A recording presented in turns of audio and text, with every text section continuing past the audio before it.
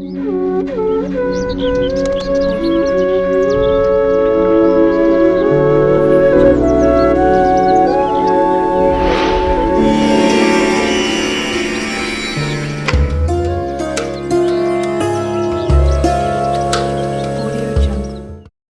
మతంలో గంగా జలానికి పవిత్ర స్థానం ఉంది. భారతదేశం ఆర్థిక వ్యవస్థ, చరిత్ర, సంస్కృతి గంగా నదితో ముడిపడి ఉంటుంది. గంగా నదిని గంగమ్మ తల్లి, పావన గంగా, గంగా భవాని అని పిలుస్తాం.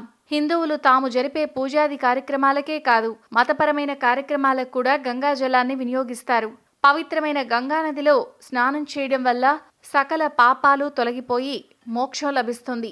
గంగా జలాన్ని అత్యంత పవిత్రంగా ఒక పాత్రలో ఇంటికి తీసుకువస్తారు.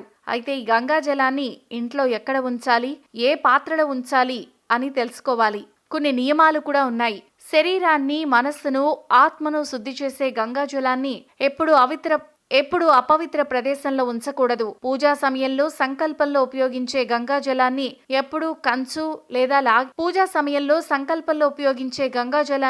ఎప్పుడూ కంచు లేదా రాగి పాత్రలో ఉంచాలి. ప్లాస్టిక్ పాత్రల్లో నిల్వ చేయరాదు. గంగా జలాన్ని మురికి చేతులతో లేదా బూట్లు, చెప్పులు ధరించి ఎప్పుడూ తాకకూడదు.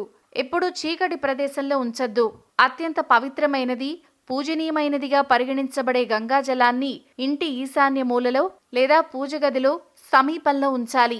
గంగాజలం తక్కువ పరిమాణంలో ఉంటే మీరు దాన్ని పూజకు లేదా స్నానానికి నీటిలో కలిపి గంగాజలంలా వాడచ్చు.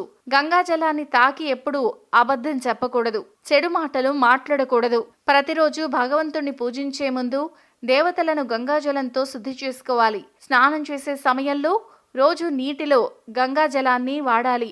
శివుడి ఆరాధనలో గంగాజలం ముఖ్యమైంది. ఒక వ్యక్తి ప్రతిరోజు శివలింగాన్ని గంగాజలంతో అభిషేకం చేస్తే హోళాశంకరుడు ఆశీర్వదిస్తాడు, కోరికలు తీరుస్తాడు. ప్రతికూల శక్తి మీ ఇంట్లోకి ప్రవేశించిందని లేదా ఏదైనా చెడు జరుగుతుంది అనే శకునం కలుగుతుందని మీరు భావిస్తే ప్రతిరోజు మీ ఇంట్లోని ప్రతి మూలలో పవిత్ర గంగాజలాన్ని చల్లండి. గంగాజలం చల్లడం వల్ల ఇంటి మీద చెడు దృష్టి, చెడు కలలు రాకుండా ఉంటాయి.